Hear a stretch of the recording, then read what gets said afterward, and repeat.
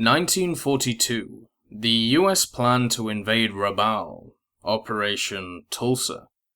Flush with victory after Midway, MacArthur made plans to launch a lightning advance through New Guinea and the Solomon Islands to the Japanese base at Rabaul.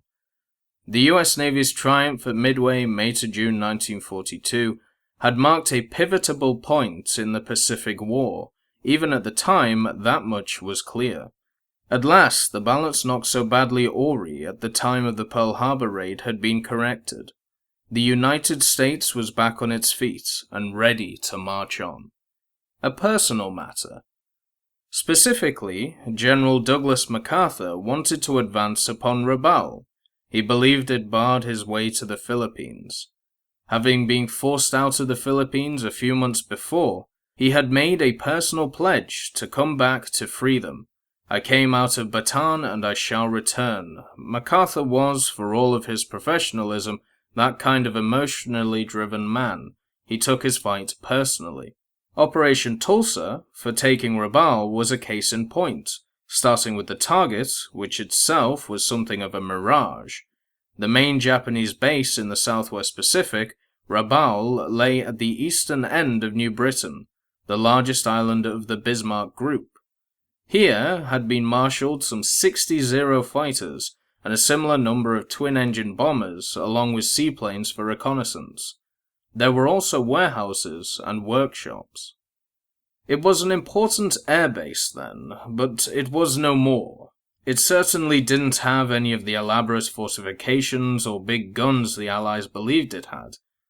Nor, despite MacArthur's romantic resolution, did it really have to be taken before an attack could be launched against the Philippines?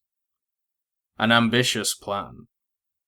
No matter, his thinking reflected that of the Allies at the time, though the idea that a two-pronged advance might be made eastward along the northern coast of New Guinea on the one hand and northwest of the Solomon Islands on the other to take Rabaul, and all in the space of a fortnight, was all his own. The plan was especially unrealistic, given the absence of adequate airfields to support the heavy bombers he saw as providing aerial cover for the advances from either side.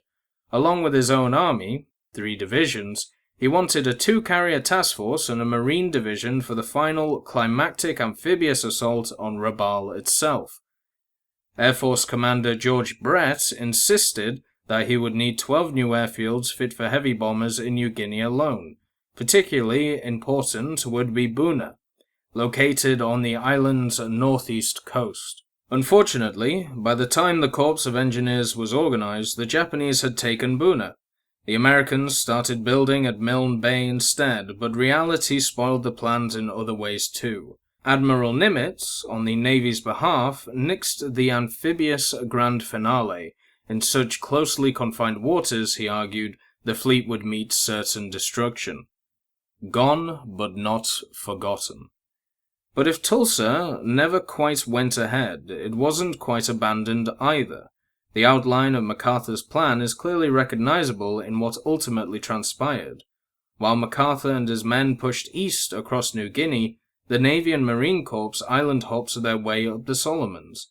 In a series of separate operations that were agonizingly protracted and shockingly bloody, rather than the single sweeping pincer movement that MacArthur had imagined to be possible.